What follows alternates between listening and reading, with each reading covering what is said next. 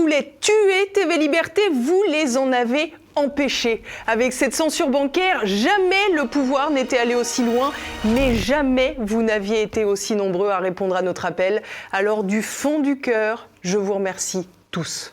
Grâce à vous, nous avons tenu bon. Grâce à vous, les pertes financières ont presque été entièrement comblées et avec quelques économies supplémentaires, on a l'habitude, nous serons encore là, à vos côtés pour les prochains mois.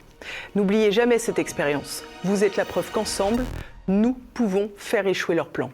Merci.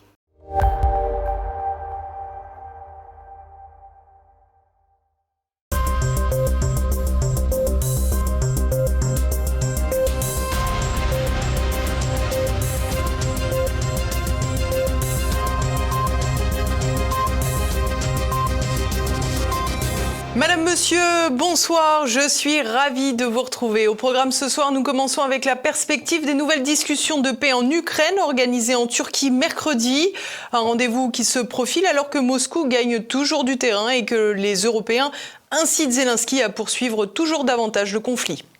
À Gaza, la crise humanitaire se poursuit et s'aggrave de jour en jour. Après plus de 20 mois de guerre, la population a faim et manque de tout, tandis que les distributions alimentaires tournent au drame. Et puis, nous évoquerons également les couvre-feux pour mineurs instaurés par certaines municipalités françaises. Alors que l'État est incapable d'assurer la sécurité des citoyens, les maires tentent à présent de trouver des solutions, souvent en vain. Des négociations sans espoir et une guerre sans issue. Mercredi, la Turquie accueillera de nouvelles discussions de paix entre l'Ukraine et la Russie, mais les faucons européens multiplient les annonces pour faire durer le conflit. Le point tout de suite. De nouvelles sanctions européennes et de nouvelles discussions en Turquie. Voilà le grand écart que suscite la guerre en Ukraine depuis le retour à la Maison-Blanche de Donald Trump.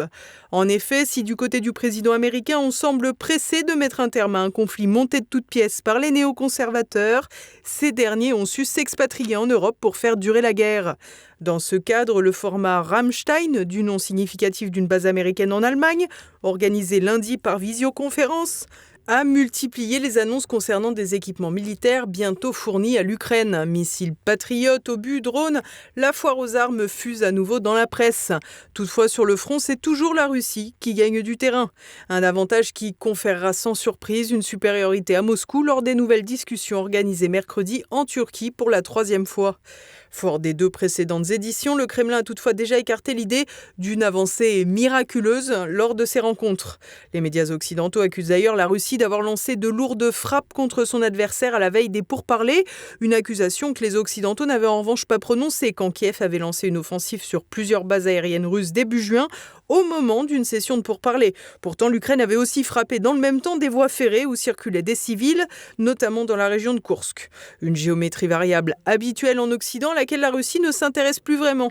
C'est d'ailleurs ce qui explique la stratégie de Moscou, consistant essentiellement à poursuivre l'action militaire sur le terrain ukrainien sans prêter attention aux déclarations des dirigeants européens biberonnés par les faucons, à l'image de Jean-Noël Barrot, le young leader de la French American Foundation, comme Emmanuel Macron. Toujours en Ukraine, le ministre des Affaires étrangères français a expliqué ce mardi matin à France Inter qu'un 19e train de sanctions contre la Russie était à l'étude, alors même que le 18e vient tout juste d'entrer en vigueur. L'objectif affiché par le ministre, je cite, « épuiser l'économie de guerre russe ». Une volonté qui devrait suivre la même trajectoire que les espoirs de Bruno Le Maire qui voulait mettre la Russie à genoux, avec le succès qu'on lui connaît. Cette fuite en avant des faucons européens est donc partie pour durer jusqu'au dernier Ukrainien. Un élan qui devrait donc tuer dans l'œuf les négociations en Turquie de mercredi, puisque depuis le début du conflit, Zelensky est poussé à la poursuite de la guerre par les bellicistes. Une tendance qui exaspère Donald Trump, mais qu'il ne parvient pas pour autant à enrayer, pour le plus grand malheur des peuples européens qui paient le prix fort des décisions de leurs dirigeants vendus aux intérêts étrangers. Émeute de la faim, livraison humanitaire retenue, la situation se détériore encore plus à Gaza alors que l'issue diplomatique du conflit semble encore bien lointaine. Les explications d'Olivier Frère-Jacques.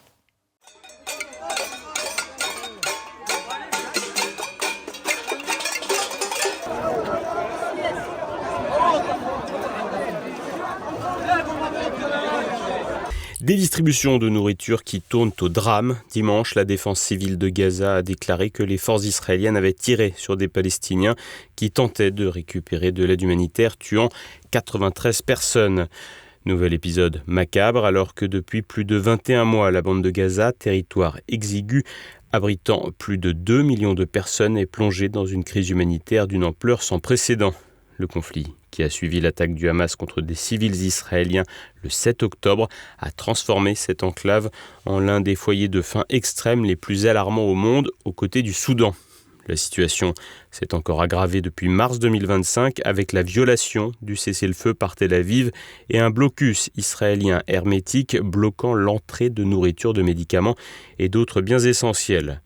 Les infrastructures agricoles locales telles que les serres et les élevages sont en grande partie détruites, rendant la population entièrement dépendante de l'aide humanitaire, souvent insuffisante et distribuée dans des conditions chaotiques. Le dernier rapport mondial sur les crises alimentaires révèle des chiffres accablants. 93% de la population gazaoui, soit environ 1,95 million de personnes, se trouvent en situation de crise alimentaire.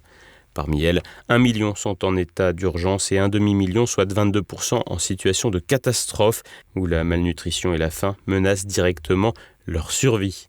Les enfants sont particulièrement touchés. L'UNICEF rapporte que plus de 5800 d'entre eux ont été diagnostiqués comme souffrant de malnutrition en juin 2025, dont plus de 1000 cas graves. Des décès tragiques comme ceux de 2 enfants signalés récemment à Khan Younes et dans le nord de Gaza illustrent l'ampleur de cette tragédie. L'extension mardi de l'offensive israélienne à Deir al-Bala, dans le centre de Gaza, a aggravé une situation déjà critique. Cette opération, la première d'envergure dans cette zone, a entraîné des tirs d'artillerie et forcé des dizaines de milliers de personnes à fuir, souvent sans savoir où se réfugier. Selon l'ONU, près de 88% du territoire est désormais sous ordre d'évacuation ou militarisé, laissant peu d'endroits sûrs. Les organisations humanitaires et les institutions comme l'OMS dénoncent des attaques contre leurs infrastructures par Israël, y compris des entrepôts endommagés et des employés arrêtés, rendant leurs opérations quasi impossibles. La situation est telle que même le ministre français des Affaires étrangères, Jean-Noël Barrot, d'ordinaire très frileux pour condamner les exactions israéliennes, a qualifié l'offensive de déplorable. Il a également plaidé pour que la presse internationale puisse accéder à Gaza afin de témoigner de la réalité sur place. Si sa voix ne porte évidemment pas, la pression de plusieurs États occidentaux pourrait faire infléchir un peu l'État hébreu. En effet, 25 pays, dont le Canada et le Japon et plusieurs nations européennes, ont dénoncé conjointement lundi le modèle de livraison d'aide humanitaire d'Israël, le qualifiant de dangereux et d'inhumain, appelant à un cessez-le-feu. Ces États condamnent la mort de plus de 800 Palestiniens cherchant à accéder à l'aide, notamment près des sites de distribution de la Gaza Humanitarian Foundation, soutenus par Israël et les États-Unis. Face à cette catastrophe, l'ONU et les ONG implorent un assouplissement du blocus et une protection des civils. Cependant, les tensions persistent, Israël attribuant toute la responsabilité de la crise au Hamas. Faute de sanctions concrètes contre les autorités israéliennes, difficile d'imaginer la situation se débloquer dans les prochains jours. Des couvre-feux pour les mineurs pour cause d'insécurité. Plusieurs municipalités ont expérimenté ce dispositif, mais les résultats sont rarement convaincants. Élément d'explication, Renaud de Bourleuf. Enfermer les jeunes face à la démission sécuritaire de l'État. À Nîmes, la mairie LR et la préfecture du Gard ont établi un couvre-feu pour les mineurs d'une durée de 15 jours renouvelable. Un arrêté municipal a pris effet lundi soir, interdisant aux moins de 16 ans de circuler seuls entre 21h et 6h du matin dans les rues de 6 quartiers de la ville. Des zones réputées pour abriter un important trafic de drogue et où des fusillades, parfois mortelles, ont fait rage au cours des dernières semaines. Dans le quartier de Pissevin, à Nîmes, les habitants affirment même ne plus oser sortir de leur domicile. Le maire adjoint chargé de la sécurité a affirmé que ce couvre-feu vise à protéger les mineurs qui n'ont rien à voir avec le trafic, mais aussi ceux, parfois âgés de 12 ou 13 ans, qui sont utilisés par les narcotrafiquants.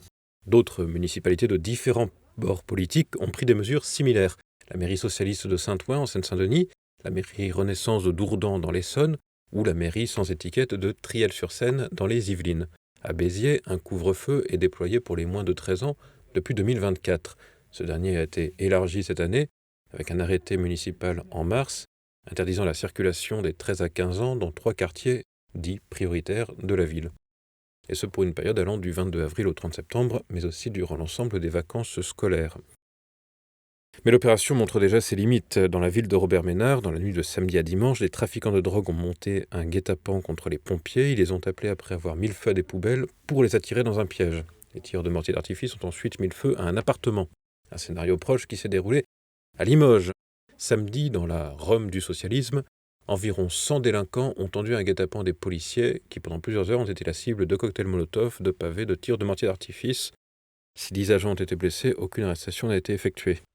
Les mêmes protagonistes ont également bloqué la RN 141 et brûlé des voitures, tandis que la CRS 82 a été déployée dans le quartier pour prévenir de nouveaux soulèvements.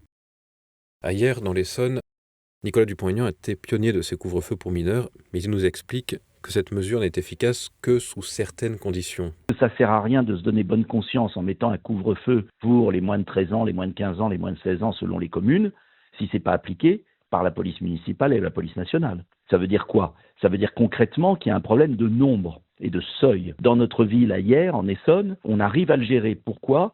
Parce qu'on a une politique sécuritaire extrêmement efficace. Ça veut dire concrètement que si on voit un gamin de 10 ans dans la rue, un attroupement de gamins de 13 ans dans la rue, on peut y aller et on les raccompagne chez leurs parents. Et on note le nom des parents. Et ça permet ensuite d'attaquer les aides sociales facultatives municipales. Donc, il y a une vraie réponse. En revanche, si c'est prendre un arrêté et après laisser des hordes de sauvages gangréner les quartiers avec une police nationale qui n'ose pas intervenir, que c'est pire que tout parce que ça montre une fois de plus que la règle n'est pas appliquée. Tout ça n'a de sens que s'il y a une capacité de suivi, d'action, de réaction. Et on en est très loin, puisqu'il n'y a même pas les effectifs de police nationale. En Essonne, ils ont diminué.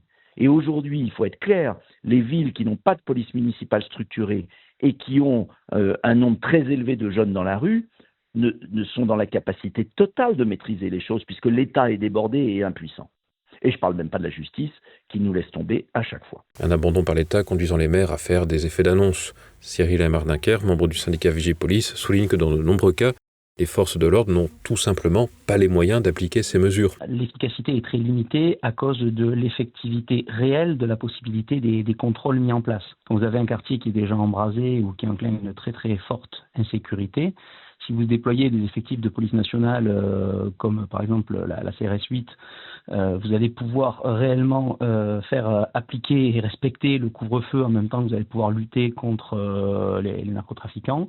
Mais en soi, dès que vous laissez la place libre et que le trafic se réinstalle, il n'y a personne pour venir exercer ce travail de surveillance de fond et du coup pouvoir maintenir une pression par rapport à ce couvre-feu.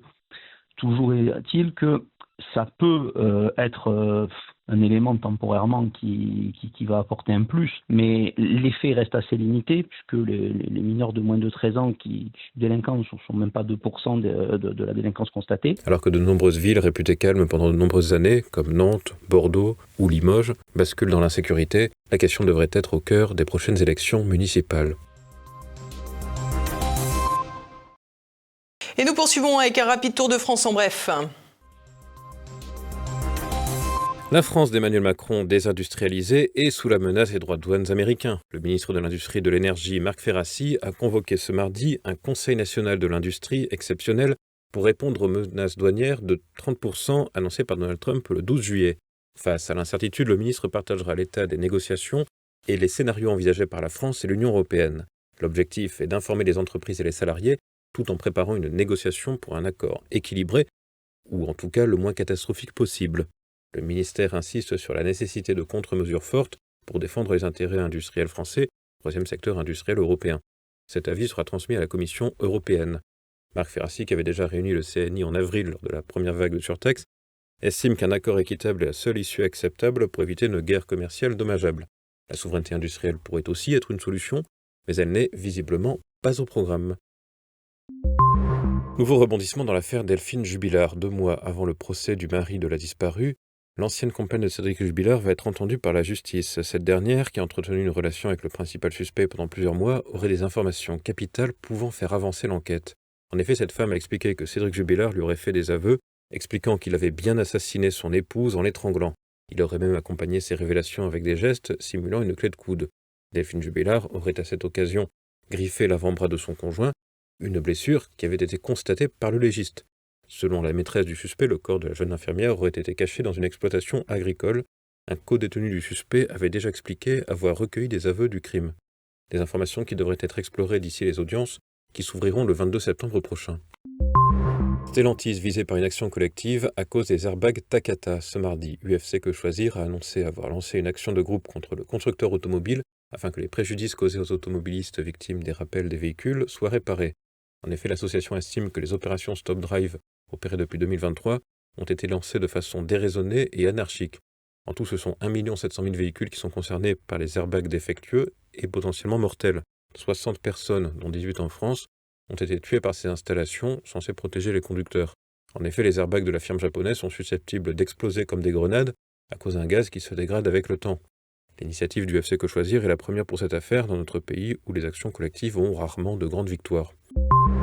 Absentéisme record en France. Selon une récente étude, le taux d'absence au travail atteint le chiffre inégalé de 5,8% dans le secteur privé en 2024, un chiffre qui correspond à la proportion de salariés absents sur l'année. Selon le document, au-delà des causes habituelles comme les troubles musculo-squelettiques et les maladies graves, les troubles psychosociaux ne cessent d'augmenter depuis la crise du Covid. En 2024, 36% des femmes ont été arrêtées au moins une fois dans l'année, soit plus d'un tiers des salariés femmes, contre 28% chez les hommes. Ces derniers ont également pris en moyenne 16 jours en lien avec le congé paternité, malgré le passage de celui-ci de 14 à 28 jours en 2021. Les secteurs de l'ingénierie, du numérique, du bancaire et de la finance sont les moins touchés, autour de 4%, alors que les services à la personne sont au-delà des 10%. À noter que les non-cadres sont également plus souvent absents, mais pour des périodes moins longues. L'assurance maladie prévoit davantage de contrôles, des médecins délivrant le plus d'arrêts maladie. Et à présent, l'actualité internationale. La transparence à géométrie variable de Donald Trump. Le président américain a ordonné lundi la déclassification d'archives sur l'assassinat de Martin Luther King et donc la publication de 230 000 pages d'archives sur l'assassinat du pasteur socialiste survenu le 4 avril 1968 à Memphis, Tennessee. Annoncé par Tulsi Gabbard, directrice du renseignement national, cette déclassification vise une transparence complète sur cet événement historique. Ces documents incluant des enquêtes du FBI, des recherches sur James Earl Ray, le présumé assassin, et des témoignages associés s'inscrivent dans une série de déclassifications incluant les assassinats de JFK et Robert Kennedy. Cependant, la famille de Martin Luther King dit s'inquiéter d'une possible instrumentalisation de ces archives, comme si le pasteur défunt avait des choses à cacher. De son côté, Donald Trump joue la carte de la transparence pour les autres, mais visiblement pas pour lui, se gardant bien de rendre publics les éléments concernant l'affaire Epstein, entretenant par là même les suspicions à son endroit. Le temps des complots ratés ou des complots de ratés. La directrice du renseignement national et ancienne démocrate, Tulsi Gabbard encore, accuse Barack Obama d'un complot contre Donald Trump. Elle appelle à des poursuites contre l'ancien président démocrate et plusieurs responsables de son administration accusés d'avoir orchestré un complot de trahison pour discréditer l'élection de Donald Trump en 2016. Selon Gabbard, des preuves fabriquées d'ingérence russe, notamment via le dossier Steele, jugé peu fiable, auraient alimenté un récit médiatique et judiciaire visant à délégitimer Donald Trump. Elle a transmis au département de la justice un rapport sur les cybermenaces de 2016, des mémos de James Clapper et des notes incriminant Obama, John Brennan, Susan Rice, John Kerry et Andrew McCabe. Ce rapport, nommé Russia Hoax, allègue des fuites orchestrées dès décembre 2016. Les démocrates dénoncent une tentative de réécrire l'histoire, rappelant que l'enquête Mueller est un rapport bipartisan du Sénat et a confirmé une supposée ingérence russe, sans collision toutefois avérée avec Trump. Entre les manifestations baroques de partisans de Trump au Capitole, la tentative d'assassinat de ce dernier et désormais les magouilles des démocrates, les États-Unis n'en finissent plus avec la culture de la conspiration. Jair Bolsonaro, véritable obsession de la justice brésilienne. L'ancien président risque à présent la prison pour ne pas avoir respecté une obscure interdiction d'utiliser les réseaux sociaux. Le juge de la Cour suprême, responsable du dossier, reproche à l'ancien locataire du Palais de l'Aurore de continuer à agiter les foules en ligne en incitant notamment Donald Trump à agir contre Rio. Jair Bolsonaro est actuellement poursuivi pour tentative de coup d'État contre l'actuel président Luiz Inácio da Silva, un procès auquel il tenterait aussi de faire obstruction. L'ancien président est affublé d'un bracelet électronique depuis vendredi. L'Europe de la honte, Chypre commémore le 51e anniversaire de l'invasion turque. C'est lors de l'opération Attila, le 20 juillet 1974, à l'aube, que débute par un débarquement à Kyrenia l'invasion de l'île. Suivront des frappes aériennes et l'arrivée de parachutistes. Prises au dépourvu, les forces chypriotes grecques sous-équipées luttent difficilement contre 40 000 soldats turcs. Ankara justifie cette action comme une intervention pour protéger les Chypriotes turcs après un coup d'État grec contre le président Makarios. En août, la phase Attila II permet à la Turquie d'occuper 36% du nord de l'île, toujours sous son contrôle. Condamnée par l'ONU pour des violations des droits humains, dont des déplacements forcés, la Turquie fait face à des accusations de nettoyage ethnique. Aujourd'hui, Chypre est un État membre de l'Union européenne qui est en partie occupé par un État extra-européen dans l'indifférence la plus totale. Pire, certaines personnalités politiques, dont faisait partie Jacques Chirac, se sont dit favorables à une intégration de la Turquie à l'UE. Et voilà, c'est déjà la fin de cette émission. Dès à présent, retrouvez Choc du Monde. Édouard Chano reçoit le général Jean-Bernard Pinatel pour évoquer une révolution du commandement russe sur le terrain ukrainien. Et donc, le rôle de la France, qu'avait défini le général de Gaulle, c'était un trait d'union entre l'Est et l'Ouest, mais de ne pas s'aligner soit à l'Ouest, il avait retiré la France de l'organisation militaire intégrée, de soit s'aligner à l'Est.